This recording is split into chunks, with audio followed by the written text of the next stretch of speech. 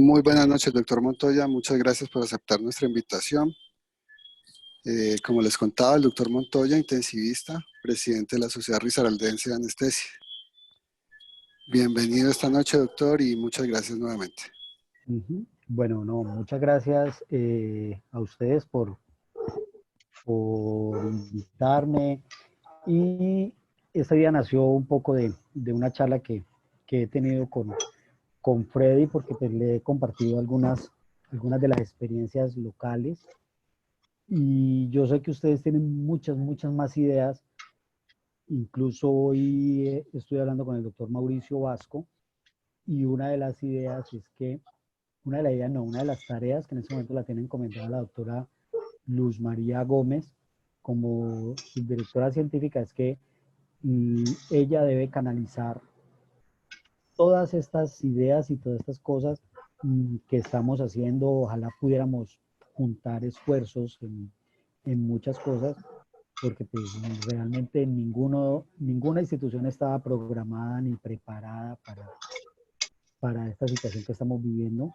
Y posiblemente en este momento algunas instituciones o muchas instituciones tengamos recursos y tengamos cómo responder al primer o al segundo paciente, pero cuando ya tengamos 20, 50, 100, pues posiblemente las reservas o las cosas que hayamos hecho se nos van a agotar. Entonces eh, nos empiezan a, nos empiezan a salir temas innovativos, creativos, que ojalá pudiéramos canalizar y difundir para todo el país. Entonces realmente les voy a mostrar un poco de lo que nosotros hemos hecho.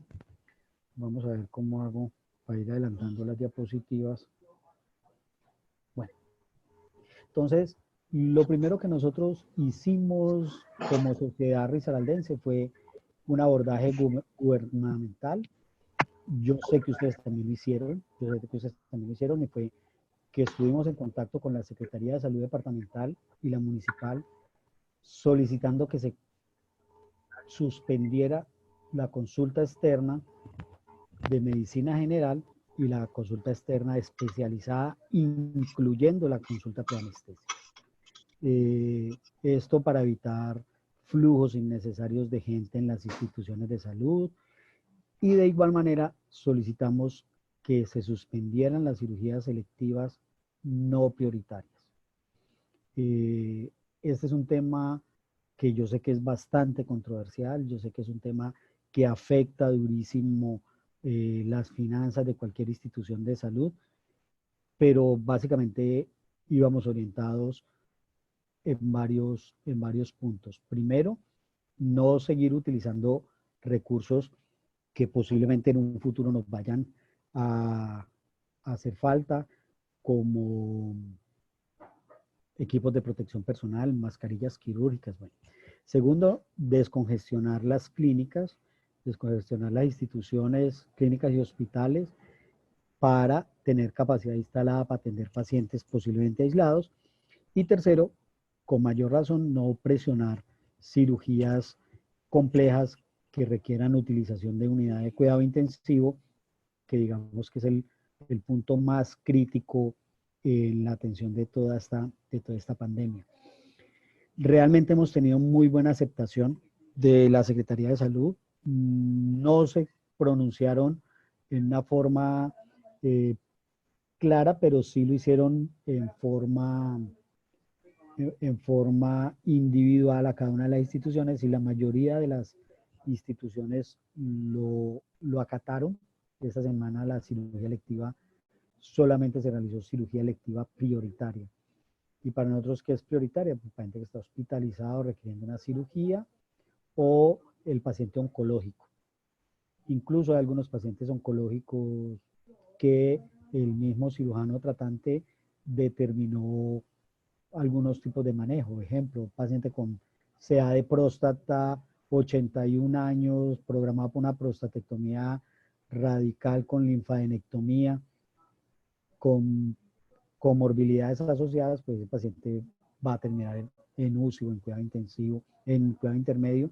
Entonces el urólogo oncólogo decide diferir la cirugía y hacer manejo hormonal de ese paciente. Entonces, ese tipo de estrategias nos las aceptaron muy bien las autoridades gubernamentales y hicimos un trabajo personalizado en las instituciones para tratar de contener esto. Obviamente esto es dinámico y ya hoy recibo información que hay una clínica que quiere, como la cosa va a estar muy crítica, empezar a hacer cirugía electiva no prioritaria. Entonces estamos tratando de hacer un manejo personalizado con estas instituciones, con los anestesiólogos que elaboran allí, porque pues definitivamente apenas este tema va a empezar. Ese fue pues una de las cosas. Sé que ustedes lo hicieron, espero que hayan tenido eco y que no estén exponiendo a los pacientes, a las familias, al mismo personal de salud, porque ese es el otro tema. ¿Cuántos de los pacientes selectivos de cirugía estética que algunos cirujanos quisieron continuar haciendo cirugía estética vienen del extranjero, han llegado al extranjero, son asintomáticos y después van a contagiar al personal, a todo el personal de salud? Entonces, le hemos pedido cordura a todos tratando de evitar eso.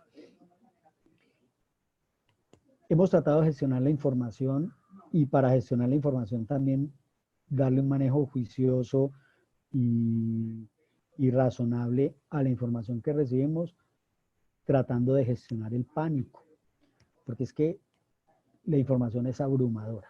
La información es abrumadora. Cada 5 minutos llega un chat, un colega que se leyó el journal chino, el otro que leyó el journal inglés, el otro que se leyó todos los artículos que salieron en England, el otro que leyó, bueno, más los audios del colega que está en Italia, del colega que está en Francia, en España, y de verdad se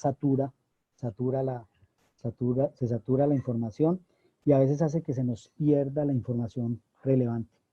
Nos llega por un WhatsApp un mensaje, de pronto algo que es importante, en ese momento no lo podemos revisar y 20 minutos o media hora después que lo vamos a revisar, no lo encontramos. No lo encontramos porque está perdido en un mar de otros mensajes y hay algunos chats que utilizan, con todo el respeto de las convicciones religiosas, media Biblia, los salmos, la transmisión en directo de la bendición papal. Bueno, entonces le hemos solicitado a nuestros asociados que a través del canal informativo que tenemos del chat gremial minimicemos la información y publiquemos solamente información relevante, información de lo que sale del ministerio, lo que sale del Instituto Nacional de Salud o la información que estamos compartiendo de la información que tenemos de las instituciones para tratar de hacer esto. A nivel gremial, pues hemos compartido el comunicado que nos enviaron a los presidentes y que digamos que son las líneas de trabajo que emprendió SCARE a nivel central, que es básicamente orientada a varios puntos. Primero, enfocados en los temas de las EPS y las ARL con respecto al talento humano en salud. Porque como todos lo han leído, lo han sabido, lo han leído en las noticias, les ha llegado, pues somos de riesgo y estamos en la primera lista, en la primera línea, expuestos al riesgo y nos genera muchas dudas y a las instituciones donde trabajamos nos genera dudas si se va a considerar una enfermedad profesional, si nos contagiamos, si va a ser un accidente laboral, quién va a cubrir la incapacidad y otros temas que se derivan de las múltiples formas de contratación que tenemos los anestesiólogos específicamente. Orden de prestación de servicios,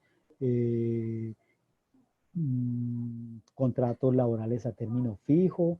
Entonces algunas instituciones han intentado terminar los contratos laborales a término fijo, decir, bueno, pues no estamos operando, entonces usted, doctor, vaya para la casa y se acabó, tienen deudas. Entonces la SCARE estableció una línea jurídica nacional a través de un número 018000, ahí está en pantalla, lo pueden tomar, y cada uno de los presidentes tiene el número telefónico de los asesores jurídicos, por si a través de la línea 018000 no se logra una comunicación efectiva, deben canalizar la situación particular a través del presidente de la seccional para que él lo escale a uno de los abogados directamente. Les cuento una situación. Ayer en Duitama, a los anestesiólogos de una institución en Duitama les llegó una carta que decía que como yo eran mayores de 60 años, pues ya no trabajaran más, o que si querían seguir trabajando en esa institución, tenían que firmar un documento donde prácticamente ellos mismos se hacían responsables de si resultaban contagiados. Pues eso se tramitó a través de esta línea de asesoría jurídica, y a las 4 de la tarde la misma institución sacó un comunicado diciendo que había habido un malentendido, que eso no era así, que los doctores iban a estar cubiertos por su ARL y adicionalmente les pagaron un salario que les adeudaban. Entonces, sí sirven estos tipos, estos tipos de medidas, sino que debemos canalizar esa información. Lo otro que hemos hecho como sociedad gremial es hacer contactos, convenios, campañas que han salido a veces de la iniciativa de algunos anestesiólogos. Nosotros hemos tratado de canalizarlo a través de la sociedad. Todos tenemos contactos, conocidos. Hay mucha gente que se nos arrima y nos pregunta que en qué nos pueden ayudar, que qué necesitamos. Entonces conseguimos una cantidad importante de plásticos.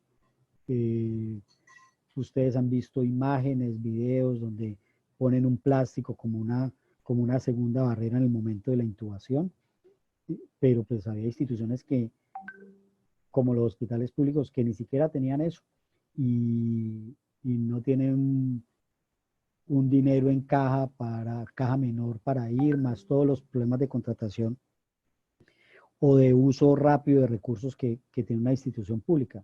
Pues conseguimos con donaciones de personas de la ciudad plástico suficiente como para empapelar todas las instituciones plastificar todas las instituciones de Pereira.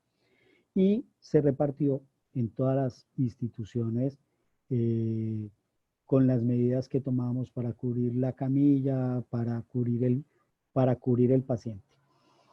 Gino Pascali, una empresa de ropa, está diseñando y fabricando tapabocas. Con el gerente Gino Pascali, pues determinamos que en este momento le dieran prioridad al sector público, no a las clínicas privadas, sino al hospital público, pues que son los que menos preparados están. Adicionalmente empiezan a confeccionar con tela antifluidos que tienen trajes que son básicamente el vestido de mayo o las pijamas que nosotros usamos con tela antifluidos, también para colaborar con la dotación especial. Y hemos participado en unos proyectos de innovación con la Universidad Tecnológica de Pereira, que les voy a mostrar un poquito más adelante. También tuvimos con el SENA, ya que en una diapositiva más adelante les voy a mostrar qué hemos logrado hacer con el SENA. Entonces, lo otro que hemos hecho es que las IPS que son más organizadas, que tienen sistemas de gestión de calidad más organizadas, pues han podido dedicar tiempo a gestionar rutas de atención, rutas de flujogramas,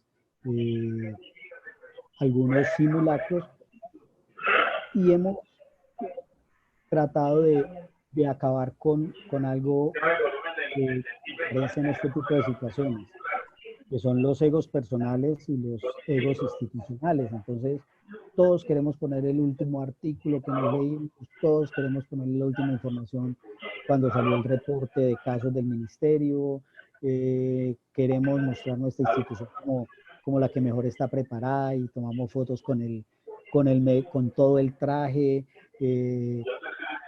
Decimos, no, pues que nosotros ya hicimos el flujograma de nosotros.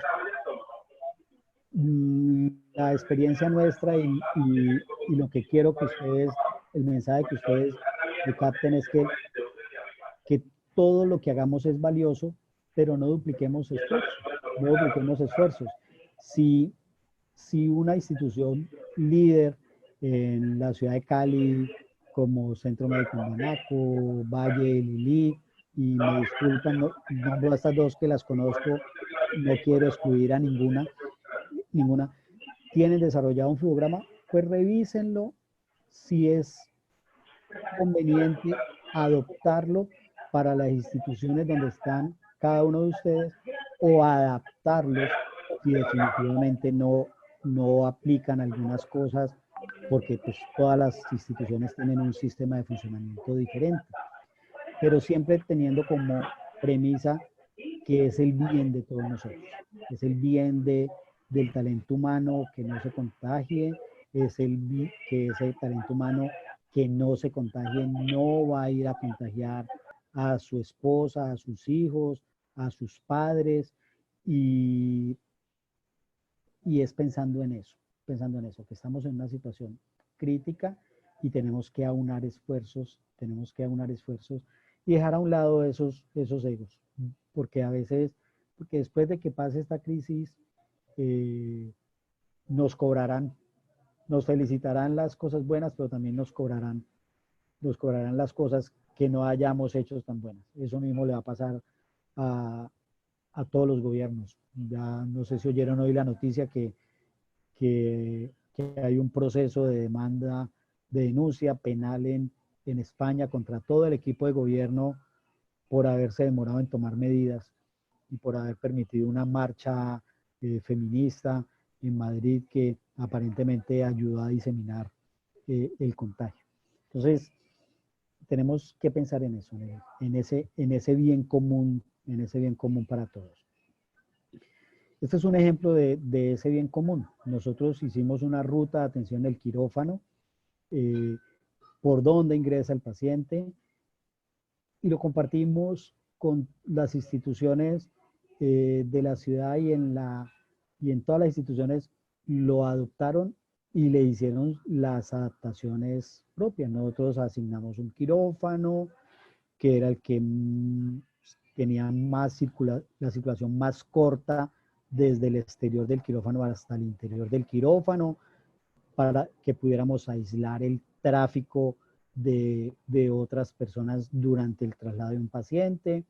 El paciente ingresa de un servicio diferente a UCI, entra a la sala de cirugía, se cierra la sala de cirugía y se hace todo el proceso de desinfección desde que llega del servicio.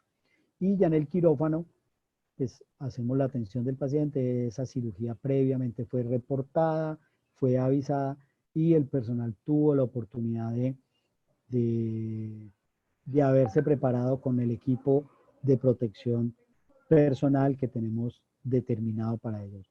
Y si el paciente viene de uso, igual. Y ya después, cuando el paciente sale, entonces todas las recomendaciones que nos han dado, lo recuperamos en sala, detalles a veces que se nos pasan. La gente entra en una camilla, en la camilla por fuera de la sala, ¿no? Si la podemos entrar a la sala, el tamaño lo permite, dejen la camilla dentro del quirófano, y antes de que el personal, el cirujano, la instrumentadora y el ayudante se vayan de la sala, pues que ayuden a pasar el paciente al quirófano, porque entonces lo damos con una sola auxiliar y entonces después no hay quien lo ayude a pasar a la camilla. Y de donde hemos encontrado todas esas pequeñas cosas de hacer simulacros.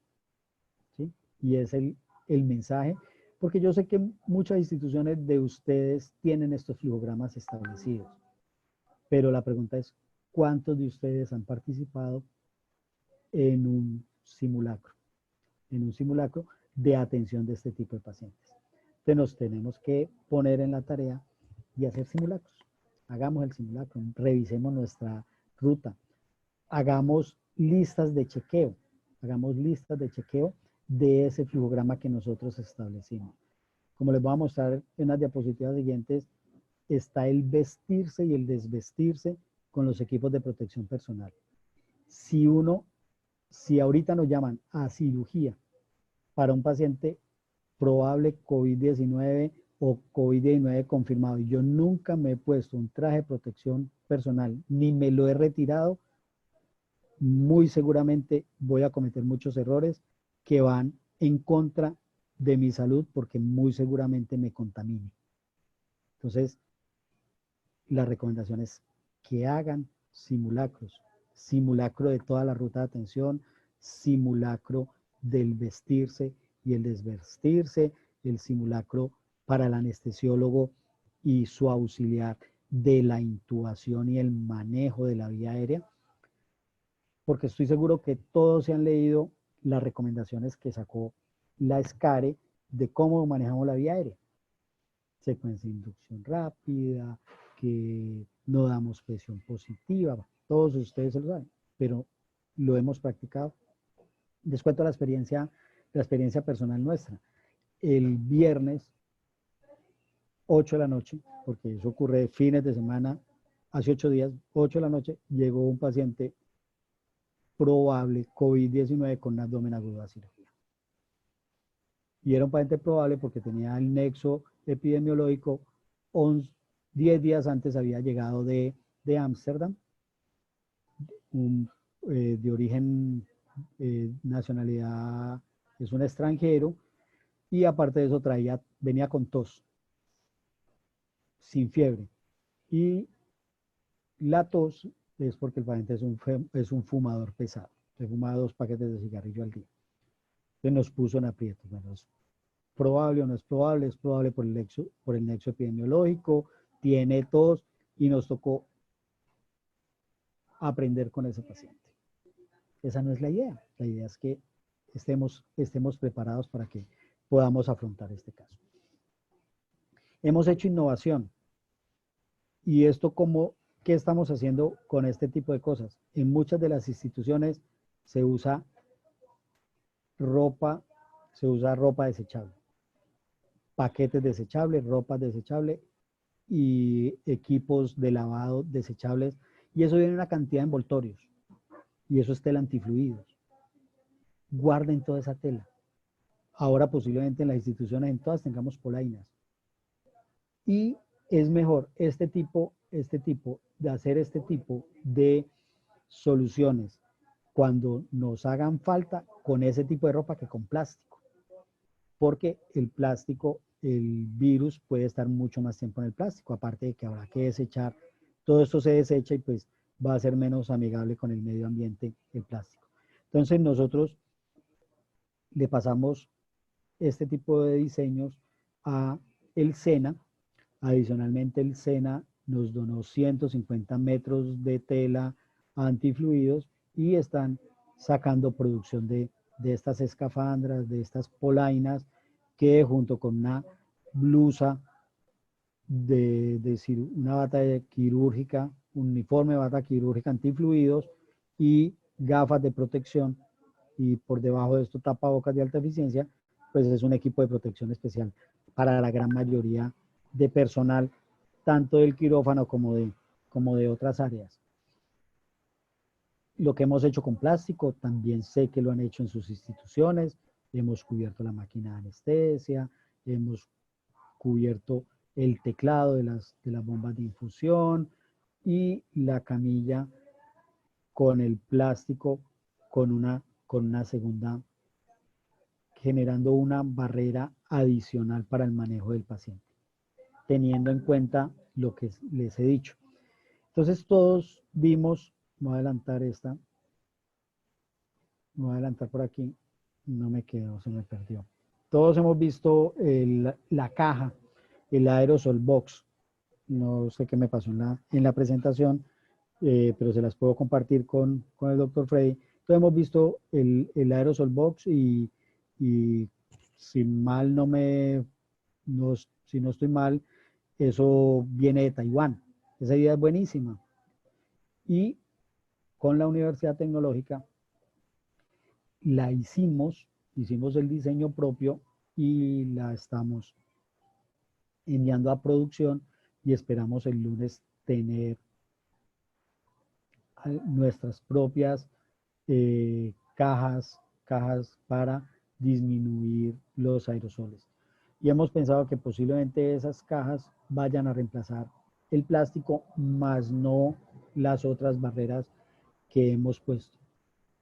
Y haciéndolo en un material plástico transparente que pueda ser fácilmente lavable y poder usarse soluciones desinfectantes. Yo les decía a los ingenieros que era mejor hacerla con un diseño ovalado y no cuadrado como las imágenes que hemos visto, porque es mucho más fácil esterilizar. Y ellos me explicaban que era más difícil el templado de ese material acrílico, porque eso se hace a presión y a calor. Entonces para la producción era más difícil que fuera redondeado, pero ahí estamos avanzando.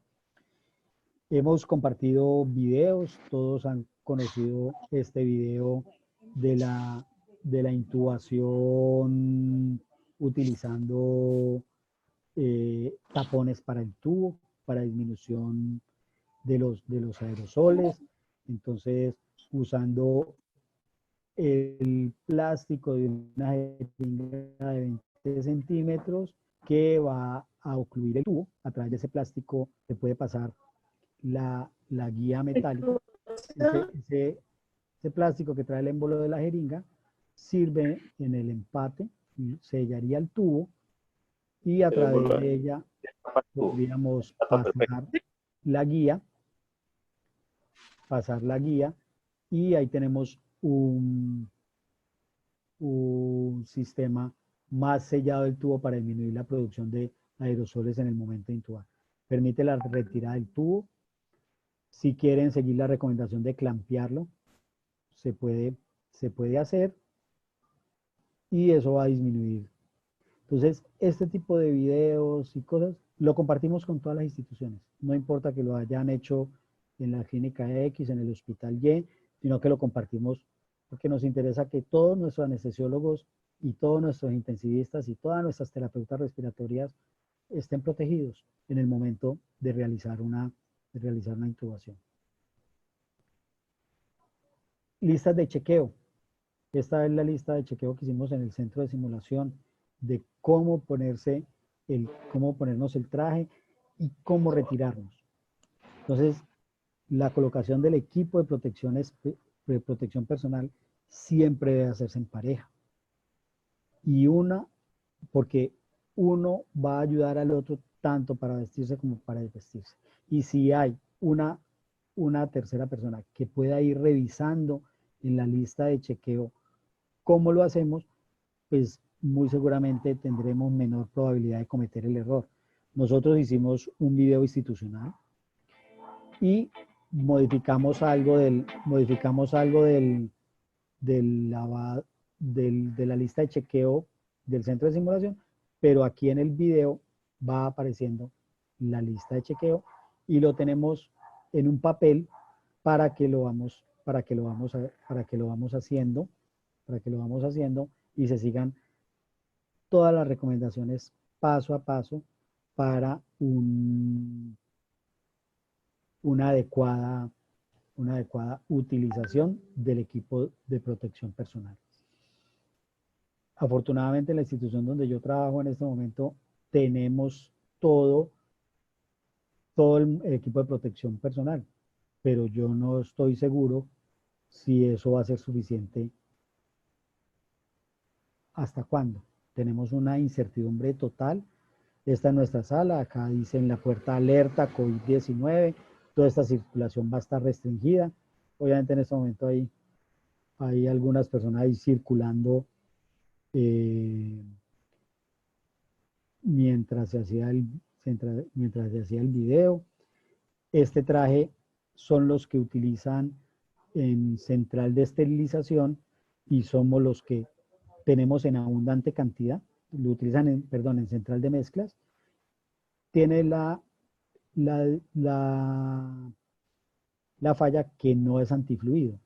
Por eso, en este protocolo, después de ese traje nos ponemos una bata antifluidos. También tenemos trajes plásticos que nos permite pues estar. Entonces, este tipo de videos háganlos en sus instituciones, pero más importante es que con ese video hagan simulacros. Cojan un solo vestido de esos, usen lo que la gente se lo ponga 1, 2, 3 veces. Posiblemente algunos de ustedes dirán, nosotros ese paso no lo hacemos, nosotros hemos recomendado que se haga otro, pero lo importante es que se adhieran a un protocolo y lo cumplan siempre pensando en que no va a sobrar ninguna barrera de protección. Han circulado en las redes sociales cuál es el resultado de la pandemia en los países que han utilizado todos los equipos de protección y cuál es el resultado en los países donde no se han utilizado los equipos de protección especial. Y por último, esto es lo que estamos trabajando con el grupo de innovación de la Universidad Tecnológica. Estamos trabajando en tres frentes, perdón. En las cajas de aerosol, que ya les mencioné, en diseñar un videolaringoscopio y hay otro grupo que está trabajando en un posible respirador mecánico. Yo los estoy asesorando en el tema del videolaringoscopio porque no sé, por ejemplo, en Cali, cuántas instituciones de salud tengan videolaringoscopios y cuántas instituciones tengan videolaringoscopios en el servicio de urgencias, en la unidad de cuidado intensivo y en el quirófano. Posiblemente algunos tendrán en el quirófano. ¿Qué tipo de videolaringoscopio es? Uno que nosotros hemos comprado y reusamos, un CEMAC que es el más, digamos, el más robusto y que aguanta la esterilización, o tienen Vivitrac, o tienen Kimvision, ¿y qué van a hacer con un Kimvision cuando se acaben las valvas? ¿Qué van a hacer con un Magraf cuando se acaben las valvas? Entonces, nos preocupamos por ofrecer una solución barata.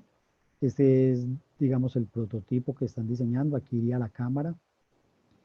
En este momento los de la Facultad de Electrónica están mirando si esta cámara por su resolución se puede conectar por Bluetooth para evitar cableado o si se pone un cable similar al que tiene el Vivitrac para que tenga salida a un celular o a un iPad o a una pantalla de un computador portátil.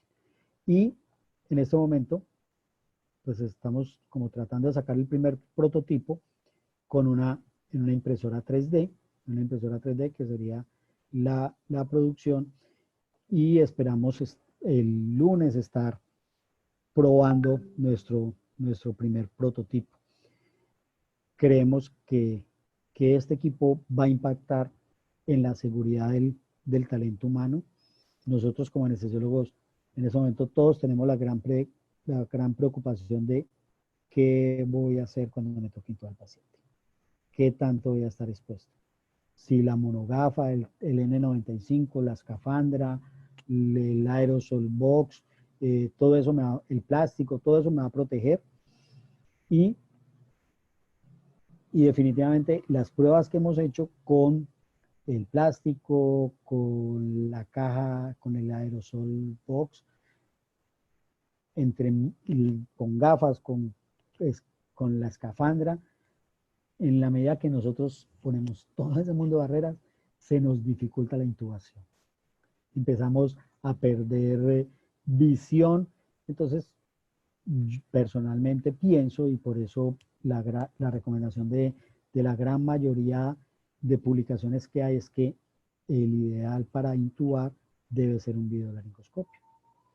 Entonces creemos que vamos a impactar con estas situaciones. Y el tema del respirador mecánico, pues es un tema, digamos, un poco más complejo. Ellos están trabajando un equipo muy básico. Yo les decía, pues, cuando estemos en el pico fuerte de la pandemia y no haya ventiladores, pues entre no tener nada y tener algo, pues es preferible algo, porque no tener nada, el paciente va a tener cero posibilidad de sobrevida. Si yo le pongo algo, pues le va a subir esa opción de sobrevida a un 5, un 10, 15%, qué sé yo. Y pues algunos digo, no, pues entonces que le dé los internos y los estudiantes de medicina dan bambú.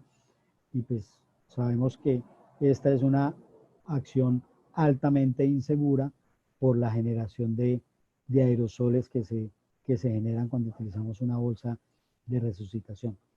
Entonces ahí están trabajando los ingenieros, hemos tenido que darles clases de fisiología respiratoria, hemos tenido que darles clases de ventilación mecánica para que ellos entiendan, pues, aparte del concepto físico, matemático y de diseño, realmente qué es lo que en determinado momento vamos a hacer. Entonces, para resumir, y quiero decirles que esto es un trabajo en equipo. Esto es un trabajo en equipo. Todos unidos podemos lograr.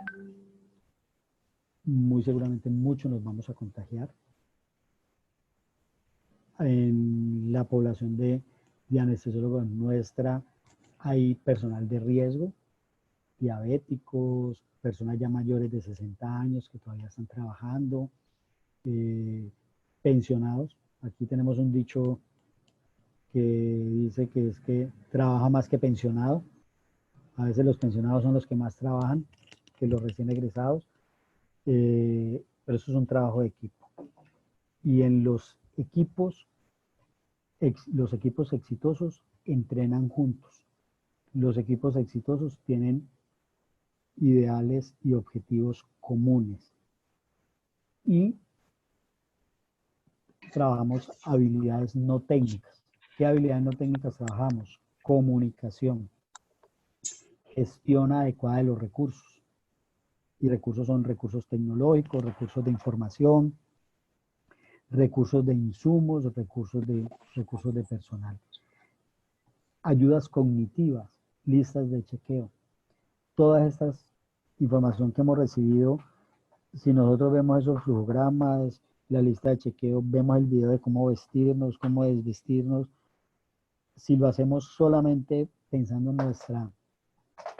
usando nuestra memoria, seguramente nos vamos a equivocar. Es más fácil usar una lista de chequeo. Y los egos los vamos a dejar para el Congreso, ¿sí? Si este equipo funciona y ayudamos a resolver vidas, posiblemente después sacaremos pecho, pero en otros escenarios, de pronto en un congreso, en un meeting, cuando patentemos algo, bueno, pero en este momento es trabajar unidos por el bien de todos. Muchas gracias. Muchísimas gracias, doctor Montoya. El doctor... ¿Aló? Sí, señor. El doctor Eduardo Lema quería hacer una pregunta. Claro que sí. Gracias, doctor Montoya, qué gusto saludarlo y buenas noches a todos. Más que una pregunta, un comentario, o dos comentarios. Uno es sobre, pues que sí estaríamos muy atentos, doctor, a ver cómo les va con la cámara, que es como parecía la crupeta o el estilo como, pues es aislante con esa caja de aislante aéreo. A ver cómo les va con eso. A nosotros, en principio, nos parece un poquito aparatosa En el caso de algunos casos, la manipulación dentro de la cámara puede ser difícil. De pronto, el arreglo que ustedes están haciendo de redondearlo puede ayudar a algo. Montarla y desmontarla puede de pronto aumentar el riesgo de contaminación en algunos casos. ¿Cómo va a ser el manejo después para limpiarla adecuadamente? Eso, digamos que esa experiencia va a ser muy importante, doctor, cuando la tenga para que nos lo comparta. La segunda es, eh, nosotros estamos recomendando, doctores y doctor Montoya, precisamente que vestirse y desvestirse de memoria puede ser complicado. Son 11, 12 pasos, 14 pasos, dependiendo de lo que el protocolo de cada sitio, pero mínimo para vestirse son 11 y para desvestirse mínimo 14 pasos.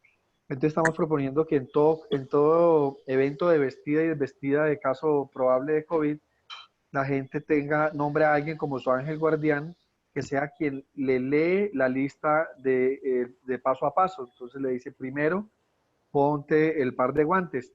Segundo, ponte tal cosa. Tercero, ponte tal otra. Y va verificando que paso a paso lo está realizando. Igual al momento de quitárselo, decirles, retírese el par de guantes, luego use el alcohol glicerinado, luego retírese tal. O sea, que sea leído y no de memoria, porque como usted bien dice, doctor Montoya, con toda certeza se le va a olvidar un paso y con toda certeza se va a equivocar y eso pues va en contra de la seguridad del grupo y del profesional y de la familia y de todo el mundo. Entonces hemos llamado a esa estrategia como la del ángel guardián y que siempre nos vemos a alguien, nuestro ángel, le digamos, venga para acá, me voy a vestir, léame la lista paso a paso. No, maravilloso, doctor. Muchas gracias por ese aporte. A ver, con las cajas, obviamente las vamos a, o sea, en este momento se fueron a producción este fin de semana y obviamente las vamos a, a usar primero en simulacros, ¿sí? Como tú dices, hay que familiarizarse con el uso y en los simulacros tenemos la posibilidad de equivocarnos, la posibilidad de equivocarnos, la posibilidad de cometer posiblemente errores y, y corregirlos, porque precisamente esa ventaja tiene la simulación, que nos permite mirar cuál sea el mejor paso, si cogiendo, si en el momento, si en el momento en que tenemos la caja y la usamos, se voltea la caja y se cubre con algo para, para desinfectarla. Bueno, todo eso lo tendremos que también, le tendremos que hacer su protocolo al uso de la caja con su respectiva lista de chequeo y el ángel guardián me parece una estrategia poderosísima que, que realmente nos va a servir de eso, de ser de nuestros ángeles guardianes, ¿sí? Y, y, como, y como el nombre de la charla era experiencia local, ya anoté el tema del ángel guardián, obviamente para compartirlo en las instituciones nuestras, porque es una idea maravillosa. Doctor Montoya, en el chat preguntan si al usar el tapón en el tubo orotraqueal puede existir el riesgo de edema por presión negativa. Pues en teoría no. En teoría no, porque teóricamente a ese paciente le debemos haber hecho una secuencia de intubación rápida con full relajación para evitar tos o booking, que es el momento en que se produce mayor número de aerosoles. Y recuerden que la fisiopatología del edema pulmonar de presión negativa es un paciente que respira vigorosamente contra la glotis cerrada o contra el tubo acodado y genera presión negativa dentro del tórax. De hecho, pues el edema pulmonar de presión negativa se ve más frecuentemente en personas jóvenes, muchos de ellos musculosos y no tanto en pacientes ancianos. Entonces, en teoría no debería haber un edema de presión negativa porque el paciente no debe hacer ningún esfuerzo ni de tos ni de rechazo al tubo. Porque si ocurriera eso es porque no lo relajamos adecuadamente y esa tos de ese paciente en ese momento es el punto más crítico para la generación de aerosoles. Perfecto, doctor, totalmente de acuerdo. Otra pregunta que nos hacen es que ¿Ustedes han pensado si el paciente tiene indicación para técnica conductiva, es preferible la técnica o anestesia general? Totalmente, totalmente. Si es un paciente eh, COVID probado o COVID sospechoso y se le puede hacer una técnica regional, sea en el neuroeje o una técnica, un bloqueo axilar, si es una cirugía o de plejo braquial, pues a cualquier nivel, si es una cirugía de miembro superior, podemos usar cualquier técnica regional, obviamente es preferible. ¿Por qué? Porque ese paciente va a estar con una mascarilla quirúrgica, es la recomendación de las guías, y el personal sanitario que lo está atendiendo está con su equipo de protección personal y vamos a tener mucho menos riesgo porque no vamos a manipular la vía aérea. ¿Sí? Entonces, definitivamente, cada que se pueda, se debe preferir las técnicas regionales, incluyendo las técnicas del neuroeje, teniendo en cuenta que si es un paciente COVID grave, pues ese paciente va a salir intubado, para una unidad de cuidado intensivo o no va a venir de una unidad de cuidado intensivo intubado. Entonces, ese no sería el punto. Y lo otro para las técnicas regionales es que si es un paciente COVID grave, recuerden que una de las manifestaciones del paciente que está gravemente enfermo por COVID puede tener trombocitopenia.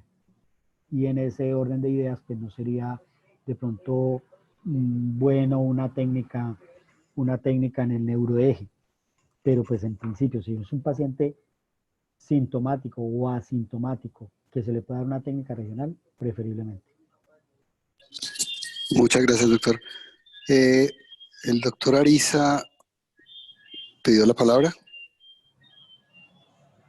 Sí, señor. Fernando, quería felicitarte, muy chévere toda tu conferencia sobre toda la innovación que están haciendo. Yo creo que es un ejemplo para muchas de las regionales que queremos, pues, también sacar el departamento adelante. Quisiera saber si ustedes han implementado algún cambio en las dinámicas de trabajo en los grupos, porque me parece muy importante no sacar toda la gente a la guerra de una sola vez, sino hacer una administración inteligente, más inteligente que lo que hace el virus, de lo que permita que las personas no tengan una exposición en masa al riesgo y que le den una capacidad de respuesta al sistema y que el talento humano en salud pues tenga una opción de persistir a lo largo del tiempo de la epidemia. Pues mira, realmente en ese momento lo que hemos hecho, pues la capacidad instalada de la institución donde yo trabajo, que es donde puedo tomar pues, ese tipo de medidas, estamos disminuidos en un 40%. En ese momento, el 60% de los anestesiólogos de mi grupo están en casa, ¿sí? Confinados en cuarentena, y hemos restringido las personas de riesgo, ¿sí? Mayores de 60 años y comorbilidades. Hemos planteado dos escenarios que es lo mismo que han planteado en todas partes. Hay unos que plantean exposiciones coortizadas, o sea, coger el mismo grupo de anestesiólogos y ponerlos a trabajar una semana, turnos seguidos entre ese mismo grupo, y pues de ese grupo la estadística es que entre el 20 y el 30% se van a contagiar, ¿sí? Y entonces van a salir a aislamiento más o menos unos 15 días y estarían en capacidad de volver en unos 15 días. Esa estrategia tiene una gran dificultad, que funciona si hay grupos grandes, y dos, que esas guardias largas, fatigantes, inducen a mayor error, ¿sí? Lo que se aprendió de algunos hospitales de España, Italia y China es que ese personal sanitario que estuvo expuesto en forma coortizada por largos periodos de tiempo, turnos, toda una semana seguida, esos cuando se contagiaron más por el error en el momento de la atención de los pacientes con COVID-19. Porque es que usted a las 10 horas de trabajo y después del tercer día de usted estar con un traje de esos, con mascarilla N95, con monogafa, con escafandra, que usted ni siquiera puede ir al baño a hacer chichi, que la alimentación se vuelve complicada, usted comete errores. Entonces, la otra estrategia es no coortizar el personal, hacer turnos no más de 12 horas para que la gente no esté fatigada y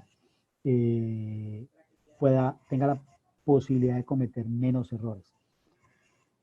Eso nos lleva a plantearnos a muchos es cómo trabajamos, porque cuando trabajamos en 2 o 3 instituciones, pues muy seguramente vamos a estar expuestos el doble o el triple de si estamos en una sola institución. Pero es que esta crisis pues está desnudando todos los problemas que hemos hablado del país y del sistema y no, propios de los especialistas, en este caso los anestesiólogos, que estábamos muchos en una zona de confort.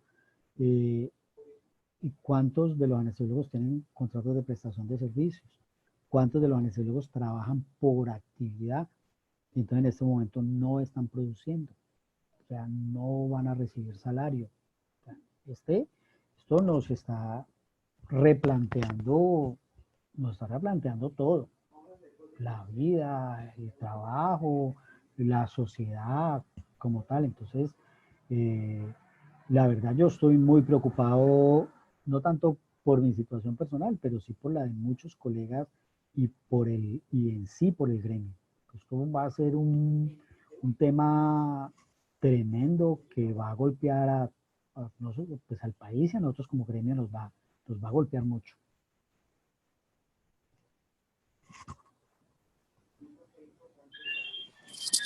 Perfecto. Y la otra pregunta, porque veo a la doctora Claudia, en la charla, es cuál irá a ser la respuesta desde el punto de vista legal de una ARL cuando un anestesiólogo se contagie, pero es que lleva guardias seguidas 24 horas, entonces le van a decir, es que usted está violando la jornada laboral máxima, usted se contaminó por estúpido porque lleva 24 horas seguidas trabajando. ¿Cuál irá a ser esa respuesta de las ARL? Porque es que hay un tema legal ahí de por medio que incluso pues la SCARI ha querido estar abordando desde todos los frentes, diciéndonos a qué tenemos derecho, a qué no tenemos derecho. Ese es un tema.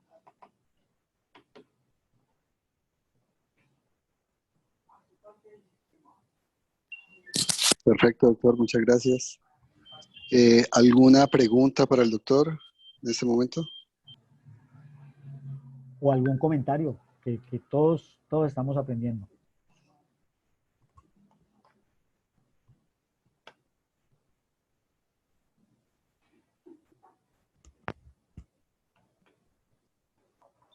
Muchas gracias, Fernando. Doctor Montoya, Sí, pues en el chat sí hay algunas como dudas o preguntas con respecto a la caja. Sí.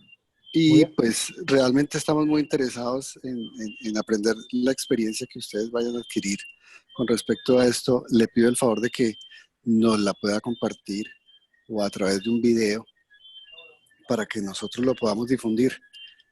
En algunas instituciones conozco que están utilizando la caja, pero todo el mundo se queja de lo mismo. Es decir, la utilización del videolaringoscopio es muy difícil, la laringoscopia directa es supremamente complicado y no existe la certeza si realmente a través de los orificios de la caja pueda haber cierto grado de contaminación y que la caja sea una falsa seguridad que pueda tener el anestesiólogo. Entonces, ahí pues que existen todavía muchas dudas. Obviamente las van a existir. Claro. pues este tema nos coge a todos de una manera pues que nadie tiene la experiencia. A ver, mi opinión personal con respecto a la caja es que es una barrera adicional. Y en ese orden de ideas, pretendemos usarla, pretendemos probarla y pretendemos usarla. O sea, no podemos tranquilizarnos o relajar cualquier otro tipo de medida y el uso de protección, de los equipos de protección personal, porque vamos a usar una caja. ¿Sí? Entonces, si decidimos usar este tipo de aditamentos, es como una medida adicional más para protegernos. ¿Sí? Esa es mi opinión personal y así es que hemos pensado en el diseño y así hemos pensado. El doctor Vasco me compartía hoy que a ellos en Antioquia esas cajas las hizo ACEP, la empresa de Medellín que hace nevera, que hace estufas y neveras. Y ellos hicieron los orificios, los sellaron con un sistema similar al que tienen las incubadoras, que son los puertos de trabajo de las incubadoras, ¿sí? Que es un plástico adicional. Entonces, cuando uno entra la mano, hace un sello. Obviamente, eso es una idea muy buena. Le va de pronto a generar a usted más seguridad, pero al mismo tiempo va a limitar que haya una buena desinfección de esa caja después. Porque el virus, si ustedes leyeron lo que salió en New England, que es de un estudio en Stanford, el virus puede durar hasta 24 horas en el plástico. ¿Sí? Entonces digamos que cada aditamento y cada cosa pues tiene sus pros y sus contras. Para mí tiene más ventajas que desventajas si yo pienso que es una barrera adicional. Si yo pienso que es algo que me va a permitir dejar de usar otras cosas, pienso que es un error. Y obviamente les vamos a compartir toda la información, porque como les dije al principio, esto es para compartirlo entre todos y ojalá aprendamos todos. Tenemos más o menos 10 días para poder pulir todo este tipo de cosas antes de que tengamos un pico, antes de que tengamos el pico que todos están pronosticando que vamos a tener. Sí, buenas noches. Ok, doctor. El doctor Martín quería hacer una pregunta.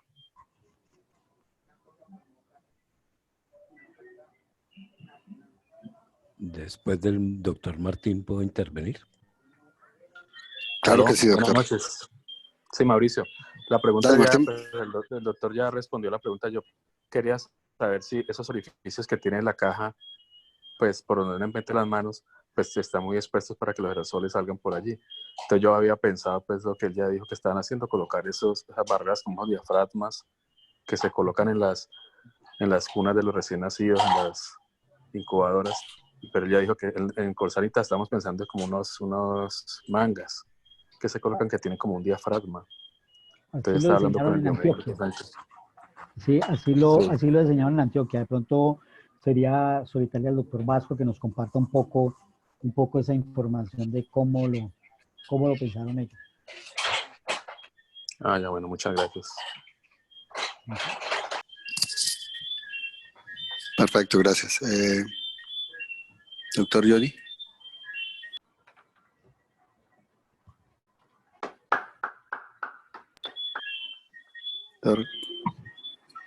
Una pregunta, doctor Montoya, Roque Palomino desde Cartagena. Sí, señor, bien puedo.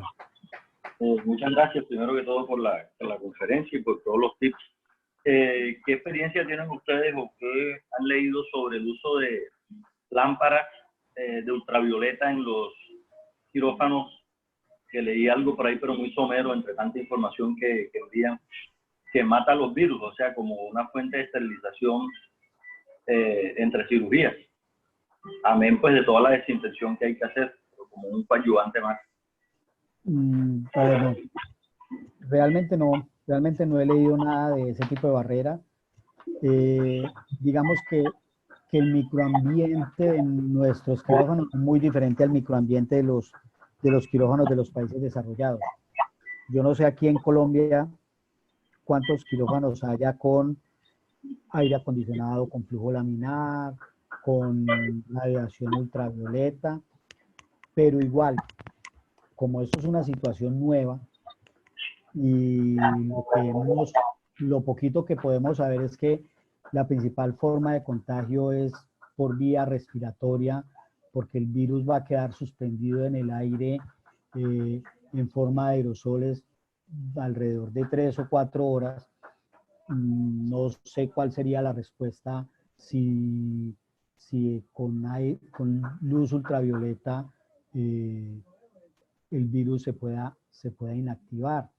Recuerden que la definición de contacto estrecho es cuando uno está a menos de 2 metros del paciente y durante más de 15 minutos. Y eso aplica para nosotros. Si nosotros estamos en una anestesia de una cirugía de un paciente sospechoso o probable COVID, pues inmediatamente quedamos catalogados como contacto estrecho. Por eso es que es tan importante que tengamos y sepamos usar todo nuestro equipo de protección personal, porque esa va a ser la barrera que vamos a poner al contagio nuestro. Doctor, otra pregunta, perdón. ¿Y qué recomienda con los aires acondicionados que no, o sea, que son estrictos? ¿Ha quedado eso por ahí? Sí, bueno, ahí están pegados.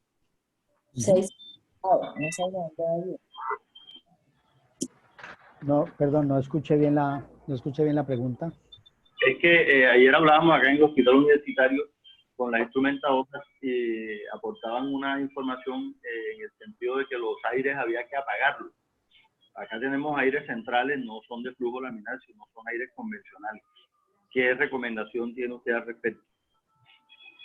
Pues en las guías del ministerio y en las guías de, si no estoy mal, de que sacó la Sociedad Colombiana de Infectología, no recomiendan apagar el aire. Nosotros lo que hicimos es que destinamos una sala que tiene el aire acondicionado en forma individual, porque el resto de quirófanos tienen aire acondicionado central compartido. Entonces, esa fue una de las razones por las cuales designamos una sola sala para atender los pacientes COVID-19. Yo no sé si en un futuro esa sala vaya a ser suficiente. Y muy seguramente no, porque cuando ya estemos en la fase libre de circulación del virus, pues todos los pacientes van a ser COVID probable o COVID sospechoso, porque ya si está sintomático respiratorio, en ese momento podemos cohortizar los pacientes. Tienen éxito epidemiológico, tienen síntomas, todo, pero en 2 semanas no sabremos si los podemos cohortizar y muy seguramente todos van a ser COVID probable.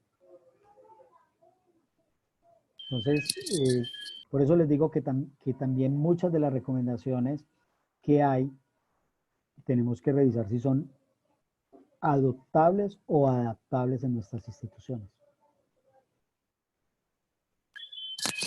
Doctor Knudson. Doctor Montoya, buenas noches. Habla Jorge Knudson, anestesiólogo de Clínica Versalles en Cali. Sí, señor. Me queda una duda. Pues la situación crítica para nosotros anestesiólogos es la intubación de un paciente probable COVID-19 o confirmado. Y en esos términos, pues la mayoría de las guías dicen que debemos entrar con un tubo montado en un guía. El asunto es que en la cámara pues va a ser muy difícil que alguien le ayude a uno a retirar esa guía, lo que indicaría que le tocaría a uno mismo hacerlo. Y entonces, no sé, que esas vías aéreas va a ser de difícil diagnóstico inicial porque uno no se va a arrimar allá a la boca de ese paciente para ver qué tanta apertura tiene, si se ve glotis, si se ve pico, nada de eso. Entonces, muy posiblemente vamos a tener incidencias de vías aéreas difíciles, no diagnosticadas, que nos van a aparecer cuando estemos ahí en la caja. La idea sería entrar con un tubo con guía, que nos facilitaría en alguna medida la situación, pero retirar la guía va a ser complicado. Y entonces, ¿qué hacemos? Doctor, no, pues, precisamente por eso la mayoría de expertos eh, están recomendando el uso de videolaringoscopio. Porque el uso del videolaringoscopio pues, nos ayudaría parcialmente a solucionar el tema de la vía aérea. Estoy de acuerdo con usted, vamos a tener una mayor incidencia de vía aérea, pero básicamente por vías aéreas difíciles no anticipadas, porque posiblemente no vayamos a hacer una evaluación correcta y adecuada de la vía aérea. Tenemos que poner dos escenarios. Un escenario, el paciente COVID-19 que va para una cirugía prioritaria, ejemplo, un paciente con un trauma, o un paciente que hizo una apendicitis. Entonces, ese paciente no, aunque está contagiado y es portador, no está comprometida su función respiratoria. Eso obviamente es contagiante y va a ser riesgo para el personal de salud, pero eso nos da la tranquilidad de que ese paciente va a lograr una buena preoxigenación y nos va a dar tiempo a que con calma retiremos nuestra guía, el tapón que usaron si quisieron utilizar esa técnica, porque ese paciente realmente nos va a dar tiempo. Recuerden que vamos a hacer una secuencia de intubación rápida con una adecuada relajación neuromuscular, pero aquí sí que son bien importantes todos los pasos de la secuencia de intubación rápida. De hecho, nosotros a la secuencia de intubación rápida en un artículo que publicamos en la revista de cuidado intensivo el año pasado, que se llama Manejo de la vía aérea más allá que habilidades técnicas, hablamos de habilidades no técnicas, y una de las habilidades no técnicas es en la primera P, adicional de otras P como es planear, preparar, programar, porque ahí tenemos que empezar nosotros a hacer una adecuada elección de todo lo que vamos a utilizar. Entonces, ese escenario posiblemente no nos vaya a ofrecer tantas dificultades. El escenario más complejo es ese paciente COVID-19 que tiene un SDRA, en el cual lo vamos a empezar a preoxigenar, el paciente está saturando 80. Porque es que muy posiblemente como anestesiólogos nos va a tocar acudir a la intubación de pacientes que no son quirúrgicos, sino que las guías también dicen que el paciente lo debe intubar el más experimentado. Y entonces ese título inmediatamente hace que todos miren hacia el anestesiólogo. De hecho, en algunos hospitales en Europa lo que hicieron fue eso, que el grupo de anestesiólogos que no está operando porque no hay cirugía programada, o el grupo de anestesiólogos que no están en cuidado intensivo porque no tienen el perfil de intensivistas, están en los servicios de urgencias realizando las intubaciones de este tipo de pacientes. Ese es el paciente realmente el escenario más complejo, porque ese paciente está gravemente enfermo con un síndrome de dificultad respiratorio agudo del adulto, desaturado, y posiblemente durante la preoxigenación no vamos a obtener una buena recuperación, una buena saturación de oxígeno, y entonces digamos que allí vamos a tener más riesgo. Pero recuerden, tampoco hay emergencias absolutas y ninguna emergencia va a evitar que usemos adecuadamente el equipo de protección personal. ¿Sí?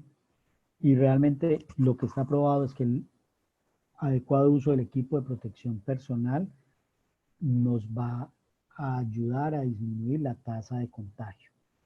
Los países en los cuales el personal de salud se ha contaminado es porque en su gran mayoría o no han contado con el equipo de protección personal o lo han utilizado inadecuadamente, o grupos muy específicos que atendieron pacientes asintomáticos que no sabían que eran COVID-19, como fueron los odontólogos, los otorrinos, los oftalmólogos, que siguieron atendiendo pacientes y ya el virus estaba circulando libremente y entonces se contagiaron porque estaban sin la protección adecuada muy cerca al paciente. Entonces, no sé, doctor, si queda satisfecho con esa respuesta. No, claro, doctor, pero hay que tener simplemente cuidado con todo lo que vamos a hacer. Claro, totalmente de acuerdo. Perfecto, Buenas bueno. noches. Buenas noches, doctor Fernando. Sí, señor. Le habla el doctor Vladimir Díaz, anestesiólogo del Hospital Universitario del Valle y de la Clínica DIME en Cali. Mi querido Bueno, Vlado. Buenaventura, la UCI. Sí, señor. ¿Cómo está? Muy bien, Vladito. Bueno, profe, 3 cositas. La primera es preguntarle cuántos filtros están utilizando y en qué parte del circuito los están instalando. La segunda es ver si están descartando la cal sodada y limpiando el recipiente de ella. Y la tercera, respecto al diseño del biolaringoscopio, se han considerado incluirle el canal que sirve como guía a nivel lateral, que es el que utiliza el Vivitrack y el AirTrack. Bueno, entonces, por partes.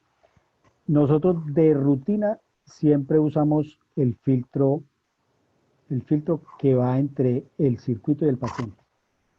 Ese lo usamos de rutina, incluso pues en situaciones no COVID.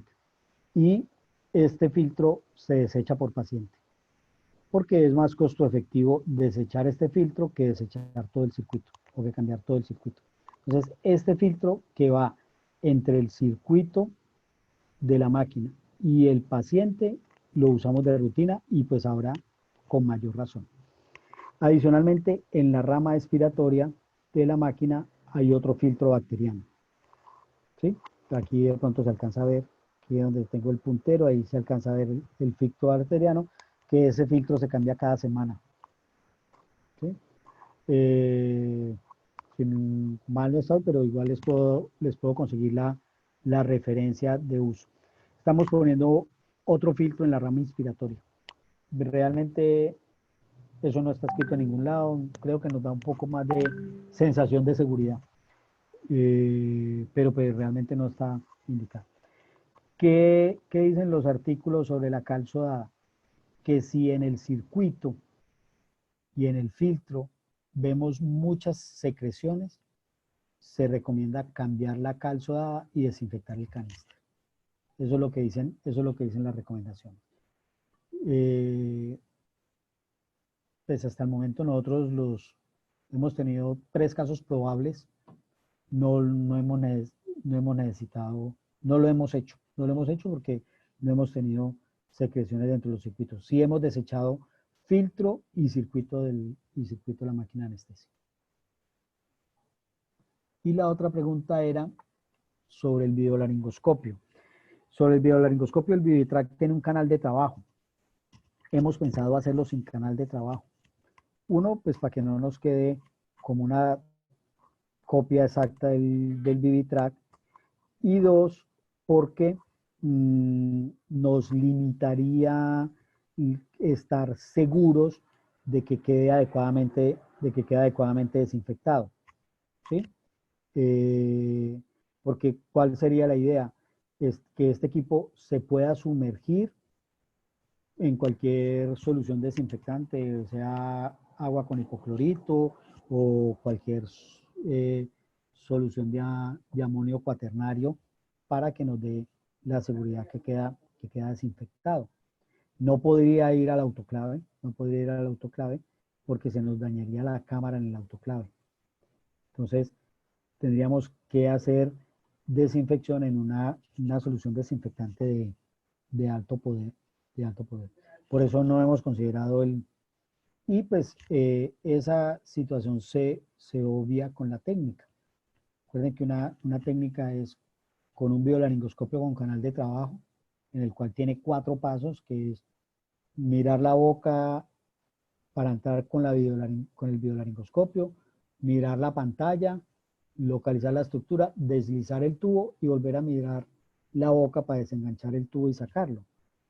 Cuando usamos un biolaringoscopio sin canal de trabajo como un CEMAC, tenemos entonces que tener varias cosas en la técnica, que es que el tubo debe ir con una guía y darle la forma al tubo de la hoja del biolaringoscopio, porque si no nunca nos va a aparecer en el campo de visión. Si yo le dejo la curvatura normal al tubo y estoy usando una hoja de estas anguladas, pues nunca el tubo me va a aparecer en el campo de visión. Entonces debemos ponerle guía, obligatorio, pues en los otros casos se recomienda la guía, pero aquí más que obligatorio, y darle la forma de la hoja para poder que nos aparezca en el campo de visión. Eso pues es lo que hemos estado trabajando, Vlado. Muchas gracias, profe. Un abrazo. Igual.